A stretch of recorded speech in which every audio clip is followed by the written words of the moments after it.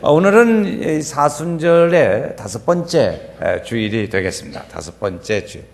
예수님께서 그동안에 제자들에게 제자도에 대해서 가르치셨습니다. 제자의 도에 대해서 갈릴리 지역부터 예루살렘 쪽으로 쭉 가시면서 여러 날 동안 가시면서 제자도를 그들에게 가르쳐 주셨습니다. 이제 예수님이 예루살렘에 입성을 하시고 예루살렘에 들어가셨다가 다시 나오셔서 기드론 시내를 건너 겟세마네 동산 쪽으로 향하고 가시고 했었습니다. 예수께서 이제 지금 오늘 말씀에 의하면 고난의 현장으로 직접 예수님이 가시는 겁니다. 그동안에 예수님이 제자들에게 하나님의 나라에 대해서 천국은 이런 자의 것과 같다 하는 그런 말씀으로 여러 차례 가르쳐 주셨습니다. 가르칠 때마다 뭐라고 했냐면 이 말씀을 널리 너무 소문내지 말고 잘못하면 반감이 일어나니까 그러지 말고 그냥 가만히 알고 있어. 그렇게 쭉 제자들에게 그 입 다물 것을 말씀해 주시기도 했습니다. 그래서 이제 그 제자들에게 그렇게 쭉 해오시다가 이제는 말해도 된다. 이렇게 이제 말씀을 하시죠. 이제 지금 말할 때가 됐다. 그래서 이제 예수님은 그동안에 말씀을 하시면서 제자들을 삼으시고 제자들과 같이 말씀도 전하고 생활도 같이 했습니다. 아마 제자로서는 선생님과 같이 살면서 말씀을 들을 때 제일 정확하고 확실하죠. 예수님의 제자들은 예수님의 부름을 받고 제자로 부름을 받고 그리고 예수님과 함께 한 3년 동안 살면서 그 말씀을 들었습니다. 예수님의 생활을 다 본 거지요.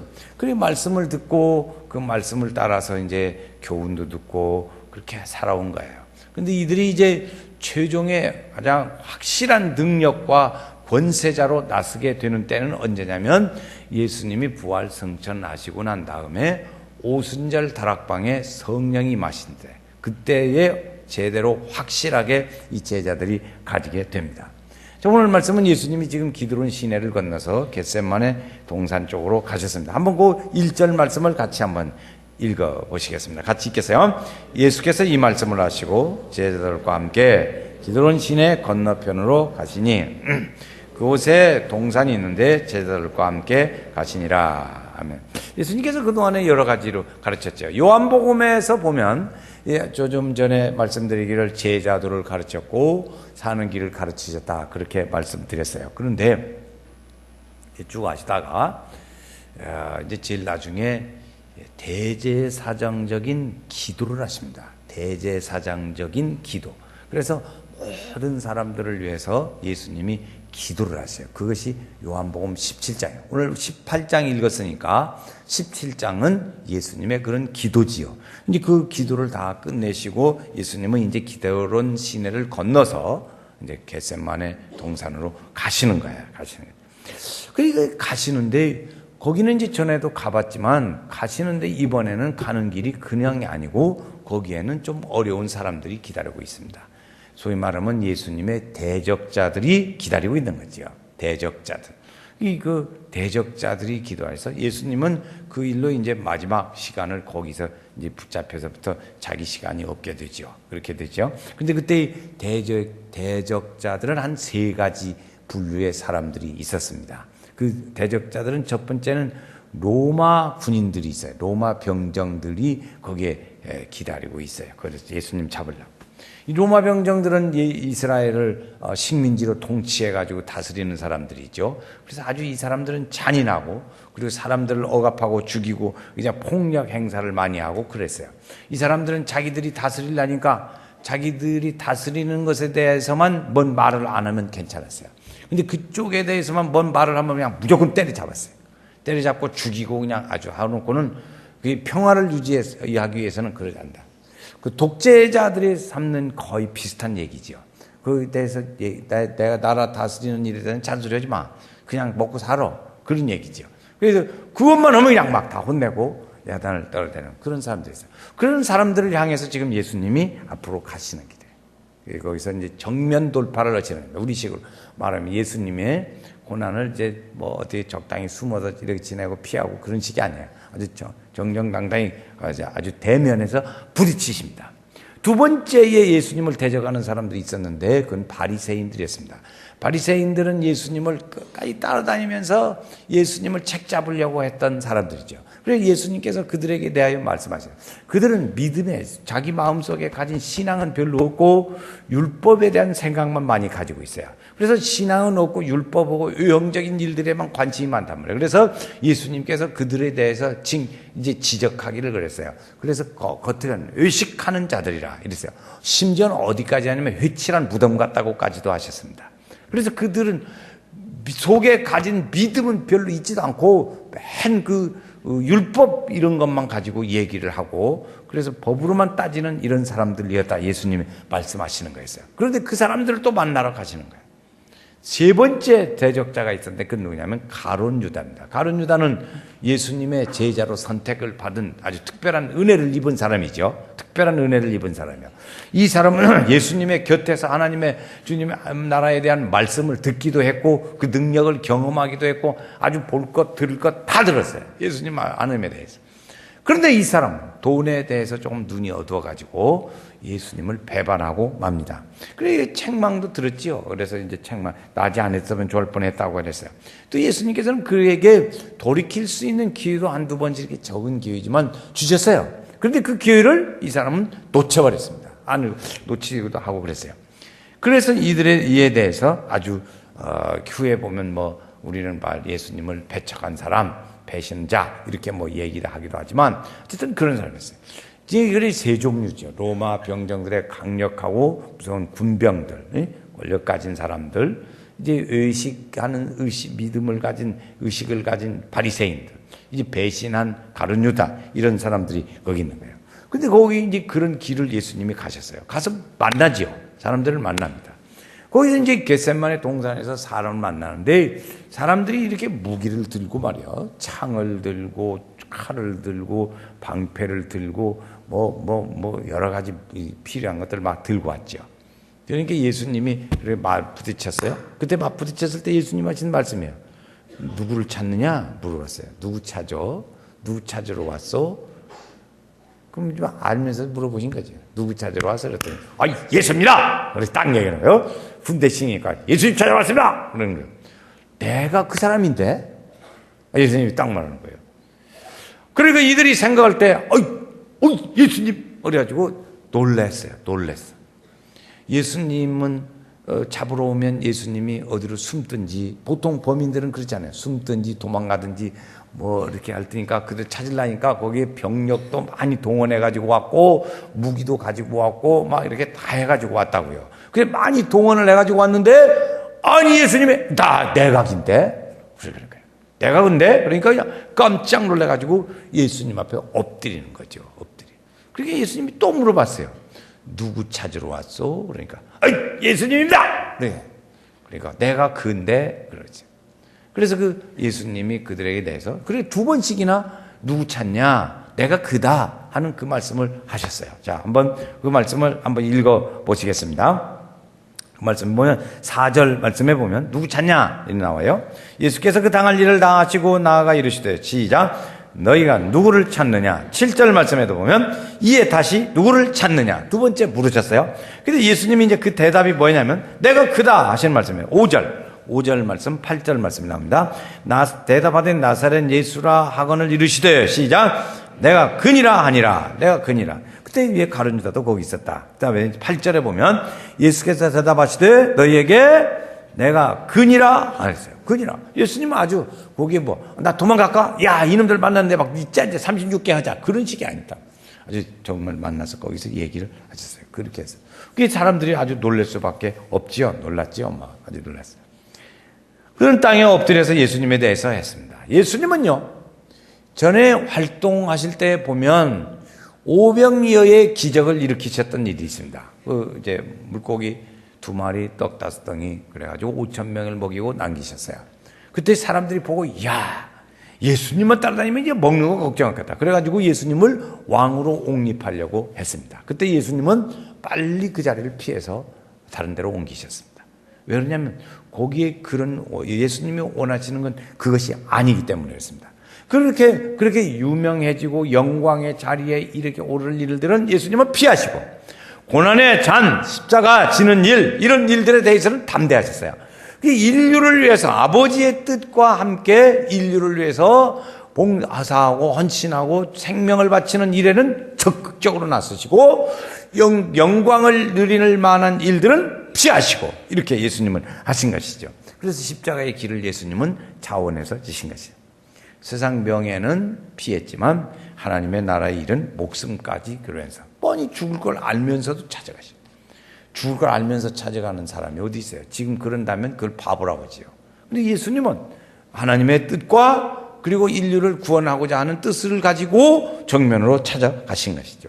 근데 하나 놀라운 거 있습니다. 예수님은 그렇게 살벌한 사람들이 데리고 그렇게 여러 사람이 왔을 때 때가 그 사람이야 하고 이렇게 말씀하시고는 그를 따르는 제자들을 보호해줘요. 제자들을 챙깁니다. 챙겨. 여러분, 이게 지도자입니다. 이게 지도자고 보스예요. 보스는 예수님은 그러고 제가 이 말씀을 생각하면서 보니까 예수님은 상당히 보스 기질이 강했어요. 제자들을 그냥 내가 다 책임질라니까 이들은 놔둬. 그렇게 아주 그냥 태연하게 말씀하시는 걸 보면 이게 대단한 거예요.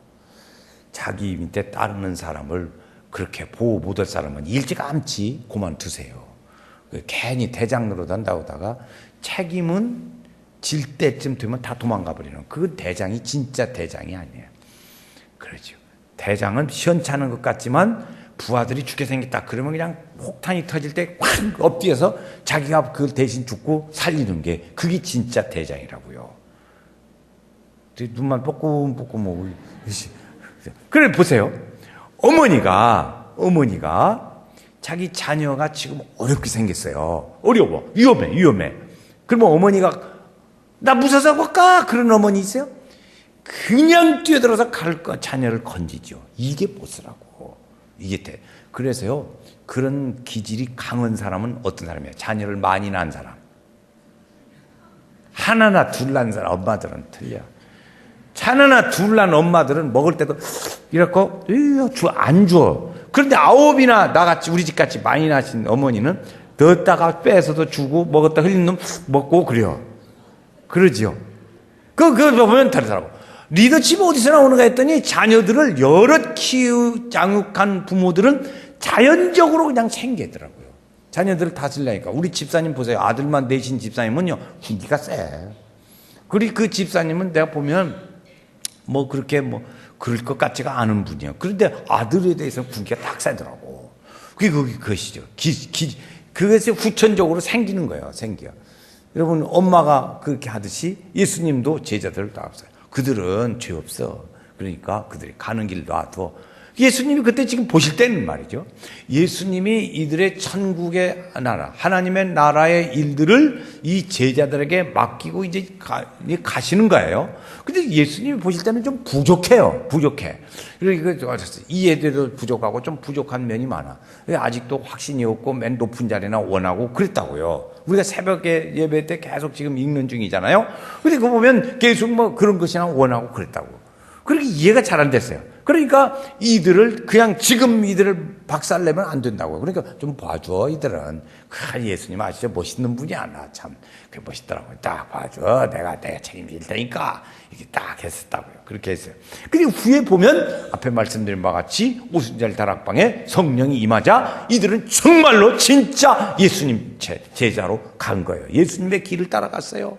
그래가지고 고통도 당하고, 고난도 당하고, 말할 수 없이 어려운 일을 많이 당하면서도 그 복음적인 예수님 하나님 나라의 일을 위해서 노력했어요. 힘쓴 사람들이에요. 그 사람들. 그래서 심지어 어느 정도였냐면 예수님이처럼 십자가에 못 박히는데 못 박혀 죽게 됐을 때 나는 어떻게 내가 예수님처럼 옳게 십자가에 못 박힌다? 나는 거꾸로 매달려야겠다. 그리고 순교자로서의 삶을 많이 살았어요. 제자들은. 그리고 진짜 되게 된 거지요. 그래서 예수님은 이렇게 해서 그 주신 잔을 아주 달게 지신 일이 있습니다. 이것을 예수님은 피하지는 않으셨어요. 이제 그 증거가 나옵니다. 예수님이 피하시지를 않으셨어요. 자, 11절 말씀을 같이 한번 읽어보시겠습니다. 그 피하지 않는 얘기가 나옵니다. 거기서. 자, 11절 시작. 베드로더러 이르시되 검을 집에 꽂으라. 아버지께서 주신 잔을 내가 마시지 아니하겠느냐 하시니라. 우리 이제 보니까 베드로라는 제자는 우리가 아는 바대로 칼제비요. 칼제비. 그 어부라 고기를 쓰는 데는 이게 칼을 잘 써요. 칼 못 쓸까? 칼을 잘 써요. 고기를 잡는데 이 고기를 해서 회 뜨고 이런 거 얼마나 잘했겠어. 그래 그 솜씨로 그냥 칼을 그냥 딱 쳤는데 그냥 귀로 하면 했잖아. 여러분 얼마나 칼 기술이 좋으면 귀만 똑 떨어지게 됐겠어. 그거 보통 실력이 아닌 거예요. 보통 실력. 어떻게 상대방을 귀만 딱 떨어 요 붙은 놈을 그러다가 머리치지. 그 베드로가 대단한 실력이요. 그 어부 기질이 칼 잘 쓰니까 이렇게 했다고요. 그러니까 예수님은요, 그 사람을 그 누구를 귀를 쳤냐? 다른 성경에는 일어났는데 요한복음에는 그 사람이 나옵니다. 귀 떨어진 사람 이름이 나와요. 말은 말고 뭐 아는 말고의 귀를 떨어뜨렸다고요. 그 말고 예수님 말이죠. 야, 그가 그렇게 하면 안 돼. 그러고는 그걸 줘서 붙여주시고 물을 붙여주시고. 그렇게 하지 마. 그리고 제자 베드로를 달랬어요. 제자를 책임지게 하더니 베드로를 달랬다고. 베드로를 달래서 그러지 말고 우리가 가는 길은 순종하는 길이야. 아버지 뜻을 따라 가는 길이라고. 그래서 베드로에게 그것을 이렇게 순종하는 길을 가르쳐 줬습니다. 그래서 만약에 그때 야, 너 잘했다. 만약에 그렇게 했더라면 이 산들에 붙는 거예요.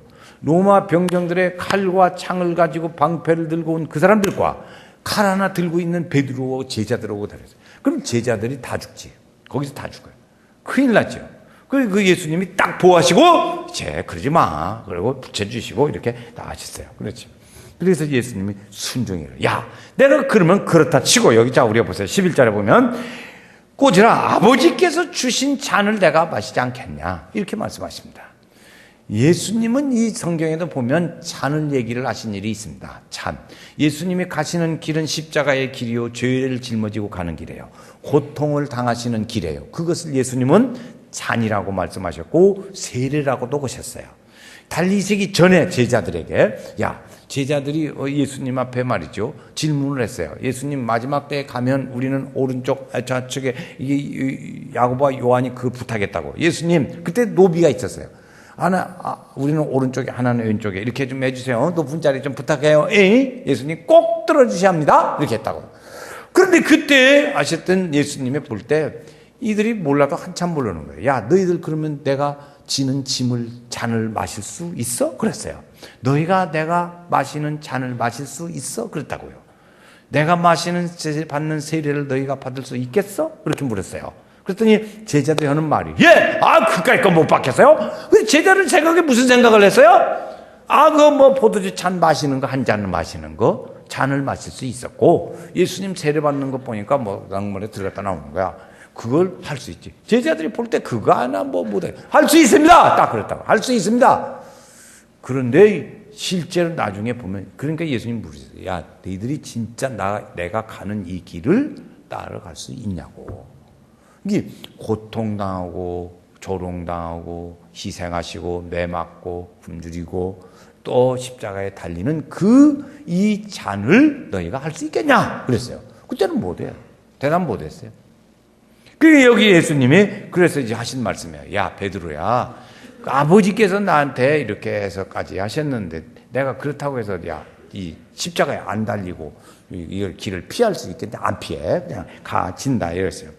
그러지 보죠. 예수님은 지금 앞으로 지실 고난의 일들이 예수님 다 예측하고 계시는 거예요. 예측하고 계시요.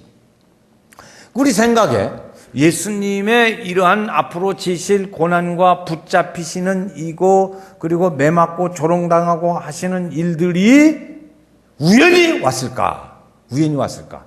그렇지 않죠. 우연이라는 생각은 가지시는 분이 없을까요? 우연이 아니에요. 다 알고 계시는 일이에요. 그 일을 예수님은 우리식으로 말하면 정면 돌파로 그 길을 가시는 거예요. 우리 성도들도 우리가 어려운 일을 당합니다. 어려운 일을 당하면 우리는 어떻게 생각하냐면 이런 흔히 생각하죠. 내가 어떻게 운이 없어가지고 이렇게 됐고 이제 어떤 사람은 또 내 팔자려니 이렇게 생각하는데 그런데 보면 우리 믿음의 성도들은 예수님의 가시는 일들을 생각해 볼 때 우연히 예수님의 일이 우연이 아니다. 우리가 어렵고 힘든 일도 우리도 당하는데 우연이 아니고 팔자가 아니란 말이에요. 그러니까 거기에는 하나님의 의도하신 알든 길이 섭리가 있듯이 그 하나님의 섭리를 생각하면서 우리가 할 일은 기도하는 일이에요. 그래서 그 하나님이 이걸 통해서 어떤 섭리를 일으키실까 이걸 봐야 돼. 이것이 믿음의 사람의 생각하는 방법입니다. 믿음의 사람이 생각하는 방법과 이 하나님을 안 믿는 사람이 생각하는 방법의 차이가 어디가 있냐? 그러면 안 믿는 사람은 이건 우연이고 팔자거니 생각합니다. 그러나 우리 믿음의 사람들은 이것이 아니고 하나님의 뜻이 여기에 어디가 있는가를 찾으면서 기도하고 바라보는 거예요. 이것이 믿음의 사람의 똑같은 일을 만나는 방법 중에 하나라고요. 다른 것이 그것이 달라요. 아멘. 그걸 달라야 돼. 그게 달라야 돼요. 우리 믿는 사람의 다른 것이 어디냐? 그게 달라요. 우리가 얼굴이, 예수 믿었다고 얼굴이 틀려집니까? 키가 더 큽니까? 오히려 나이 들으면 줄어들어요. 키도 줄어들어. 이러는데 그게 무엇이 달라지냐 하는 것은 그걸 보는 이 각도가 다릅니다. 각도가 달라요. 어떤 각도로 보느냐 이것이지. 그럼 우리의 믿음의 눈으로 본다고. 믿음의 눈으로 보는 것다는 말은 뭐냐면 이 일을 통해서 하나님이 이루고자 하시는 하나님의 생각과 의도가 어디가 있냐 이것을 우리가 기도하면서 찾는 것이죠. 예수님은 고난과 영광과 이것은요, 이건 앞뒤 같아요. 그냥 동전 앞뒤와 같은 거예요. 이것이 양면 같은 거라고. 그러니까 우리는 그런 일을 생각하면서 아하, 이제 이 하나님의 이 일들을 생각하는 것이죠. 요셉을 우리가 봅니다. 요셉은 17살에 사랑을 많이 받은 아들이었죠. 그런데 이 형들한테 미움을 받아가지고 그때부터 인생이 꼬이기 시작을 해요. 이 요셉이 인생이 꼬여요. 우리가 결과를 알고 있으니까 그러지 그 17살 먹은 애기가 지금 고등학교 몇 학년이요. 그러면 이 아이가 그때부터 꼬이기 시작해갖고 종으로 외국으로 팔려가고 종이 되고 거기서 모함받고 감옥까지 들어가고 이게 인생이 꼬여도 보통 꼬인 게 아닌 거예요. 요셉의 인생이 꼬인 것이 보통 꼬인 게 아니라고요. 우리 인생으로 말하면 많이 꼬였는데 요셉이 말이죠. 요셉이 나중에 다 문제가 해결되고 막 가족을 모시고 아버지 돌아가시고 이제 해서 다 이제 남았을 때 그가 형제들한테 하는 얘기입니다. 하는 얘기가 뭐냐면 하나님이 만민을 구원하시려고 이렇게 해서 나를 이렇게 미리 보내서 우리 가족을 예비했다. 예비했다. 이것이 요셉의 해석입니다. 자기 생애를 돌아보니까 내가 그때 찌긋찌긋하게 고생했는데 이 형들을 이때다 하고 아버지도 돌아가시고 안 계시니까 너네들 다 몰고를 내갔다. 이게 아니라고요. 하나님의 자기 생애를 하나님이 이렇게 계획하셔서 나를 먼저 보낸 것이지 내가 하나님이요? 나 당신들 그래서 혼났네요. 내가 다 돌봐줄 것이고 그리고 하나님이 하신 일이지 내가 된 게 아니라고. 내 인생이 꼬여서 그런 게 된 게 아니라고 이렇게 얘기를 했어요. 하나님의 은혜인 줄로 믿습니다. 자 같이 저를 따라서 해보세요. 다 하나님의 은혜입니다. 다시 해요. 다 하나님의 은혜입니다. 요셉의 이야기를 보면 예수님의 일들과 연관시켜서 보면 우리가 지금 어려운 일이 좀 있다 하더라도 그렇게 이해를 해야 돼. 이것이 예수 믿는 사람의 고난을 보는 눈이 다른 거예요. 왜 안 믿는 사람이 똑같이 보면 그 무시자고 어디가 틀려? 똑같이. 예수 믿는 구석이 어디가 틀려요? 틀린 것이 그것이 틀리다고요. 예수 믿는 구석이. 이 생각과 생각하는 방법이 다르다고요. 바울 사도도 고난을 많이 당했어요. 예수 믿는 사람 핍박한 사람이죠. 근데 그가 예수를 만나고 고난을 당하는데 아주 바울 사도는 말이죠. 그 율법에 40대 치지 말라고 했거든. 40대를 치지 말라고 그랬어요. 그러니까 이 사람들이 꼭 바울을 볼기를 쳐도 39대 치네. 한 대 너무 그 고법은 알아가지고. 그러니까 그렇게 맞고 배 맞고 그냥 군대 가도 빠따 맞고 지금 빠따 안 맞지만 빠따 맞고 막 그래 고생을 했다고. 굶주리고 감옥 가고 막 바울 사도도 감옥도 가고 많이 고생했잖아요. 그런데 그 생각하는 말이 그거예요. 내가 이걸 생각하면 지금 이게 앞으로 하나님이 주실 일들 영광을 생각하면 이거 아무것도 아니야. 내가 당하는 거 이거 아무것도 아니라고. 그래서 그런 순교를 당하고 맙니다. 이렇게 어려워져. 그러니까 우리가 보는 똑같은 어려움의 일들을 보는 것이 지금 생각하면 다 하나님의 은혜입니다. 여러분 힘드세요? 보는 눈을 발리라. 믿음의 눈, 아버지의 뜻이 어디 있고 하나님의 의도하는 바가 이 일 중에 어떻게 하실까? 13년 걸렸어요. 요셉은 13년. 여러분 요셉 생각하면 13년은 그거에 겪어도 그렇게 해도 이거 하나님의 뜻이 여기 있구나 이걸 알아요. 혈루증 앓는 여인은 12년을 고생했어요. 12년. 중풍병자는 38년을 고생했어요. 그렇게 해서 이 아버지의 생각을 보는 눈을 바꿔줬다고. 우리 성도들도 힘들어도 바꿔지기는 은혜가 있기를 주의 이름으로 축원합니다. 이거 보는 각도에 따라서요, 인생에 사는 것이 전혀 달라요. 전혀 달라. 빚이 있어요? 빚이 있어요? 빚 때문에 어떻게 산대? 그래요, 보통은. 그러나 희망이 있는 사람은 이거 이제 좀만 고생하면 몇 년만 하면 아주 빚 다 갚으니까 그때는 내가 자유롭고 좋지. 희망이 있어요. 보는 눈이 달라요. 희망이 있는 사람과 없는 사람은 눈이 달라요. 생각하는 방법이 달라요. 여러분, 그러니까 우리 믿음의 성도들도 좀 힘들고 불편한 거예요. 불편한. 예수 믿는 것 때문에 좀 불편할 수는 있어요. 왜? 새벽기도에 안 나와야는 안 오고 그냥 자도 되는데 그냥 나와야 될까. 목사님이 그냥 안 나온다고 귀찮겠었고 그냥 그런데 그것이 좀 불편한 것 뿐이지 나쁜 건 아니라고. 불편해도 그걸 넘어가야 돼요. 왜? 예수님 보고 불편하면 또 넘어가면 되잖아요. 그런데 하나님의 일을 위해서 정면으로 예수님은 그걸 지셨습니다. 그랬어요. 일제강점기에 천황의 절을 하고 그래가지고 절 않던 많은 분들이 희생을 당하시고 고생을 많이 하셨어요. 그런데 그분들이 여기저기서 이제 막 붙잡혀가가지고 고문을 당하고 막 그랬다고요. 그런데 그때 그 일화 중에요. 이쪽 방에서 막 저쪽 방에서 막 그래 야단나 고문하니까. 그런데 그때 이제 어제 광장에서나 어디서나 그분들끼리 이렇게 스치는 일이 있다는 거예요. 스치는 일이. 그때 스치는 일이 있을 때 그분들끼리 하는 얘기가 무슨 얘기냐면요. 주님은 우리를 위해서 홍포를 입으셨는데 우리는 주를 위해서 청포를 입으셨으니 이 영광을 우리에게 주시니 얼마나 감사합니까? 좀 힘들어도 참고 인내합시다. 배신하지 맙시다. 그러죠. 마음 변하지 맙시다. 그리고 약속하고 눈빛으로 하고 헤어지고 그랬다는 거예요.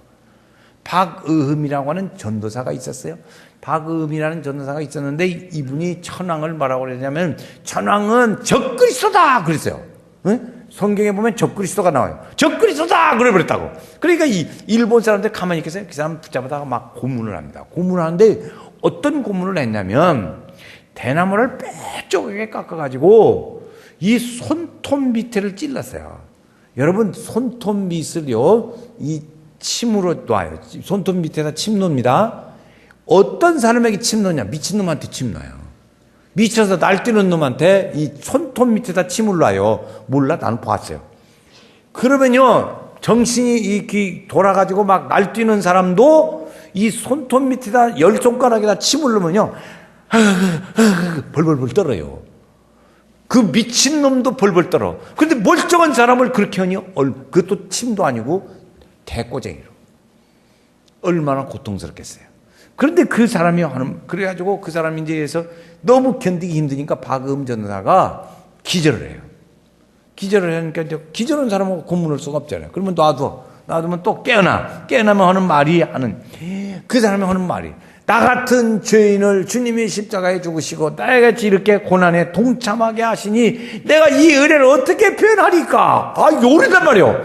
그러니까 고문하는 사람들이 이야 독하다 독해. 그래서 너무나 고통했는데 그 사람들도 양심이 있잖아. 그러니까 야 고문하지 말고 좀 놔두자. 너무 불쌍하다. 그래가지고 고문을 놔두고 쉬었다는 얘기가 있어요. 그 고통당하는 사람은 얼마나 힘들겠어요. 자 여러분 오늘 우리는 이 주님이 가신 그 길을 순종으로 따라가야 할 줄로 믿습니다.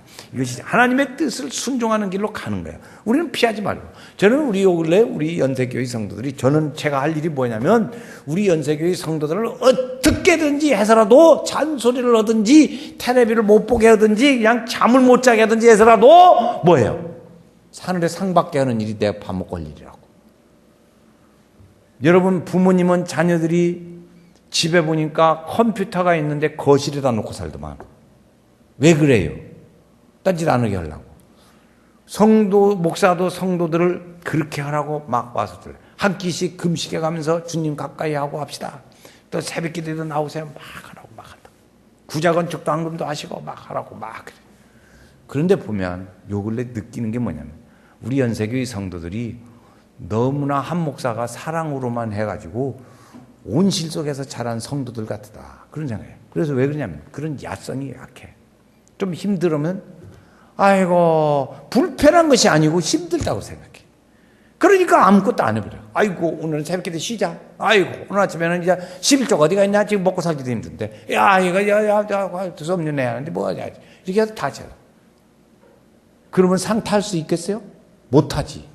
그걸 기드론 시내를 넘어가야 합니다. 기드론 시내를 넘어야 돼요. 근데 우리 성도는 안 넘으려고 그래요. 안 넘으면 어떻게 돼요? 그래 넘어가야 돼요. 그러니까 막 목사가 데리고 넘어가야 하니까. 그러다가 이제 6.25 때 피난 오다가 아무리 이뻐하는 자식이라도 손 놓치면 잊어버리잖아요. 국제시장에서 안 봤어? 잊어버려가지고 그런 거? 봤지? 잊어버리잖아요. 잊어버려. 그러면 잊어버리면 되겠냐고요. 그래서 우리 성도들이 이렇게 해서 참 힘들어도 좀 불편한 것이지 힘든 게 아닙니다. 좀 불편한 것 뿐이에요. 이게 주님의 뒤를 우리가 따라가는 거죠. 주님의 십자가의 잔, 고난의 잔, 하나님의 나라를 위해서 성도들이 감당해야 할 일들, 이런 것은 좀 불편한 것 뿐이에요. 그러니까 이 기드론 시내를 건너는 우리 성도들이 다 되어져서 참으로 하나님의 나라의 상을 받고 축복을 받는 성도들이 됐으면 좋겠어요. 다 이렇게 주님을 따라가는, 오늘 저희 인사를 그랬어요. 주님 바라보고 따라갑시다. 주님의 길을 가는 길에 거기에 하나님의 상이 있고 축복이 있어요. 우리 연세 성도들에게 다 이런 귀하고 귀한 축복의 역사가 늘 함께 하시기를 주의 이름으로 축원합니다.